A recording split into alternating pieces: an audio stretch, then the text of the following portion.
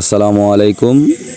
আবারও চলে আসলাম বরাবরের নেই আপনাদের মাঝে আরেকটা ভিডিও নিয়ে। দেখেন বর্তমানে যে ফালগুলো আমরা পাচ্ছি কোম্পানি বা লোকাল যে কোনো কোম্পানির ফাল, সেগুলো কিন্তু এত টেকসই না।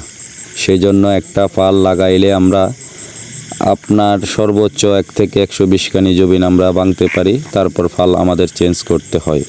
সে কারণে এই বর্ষার মৌসুমে আর আমি আর ফাল চেঞ্জ করতেছি না। পুরাতন ফালের উপর ফাল লাগিয়ে এবছর আপনার বর্ষার মৌসুমটা কাটিয়ে দেব।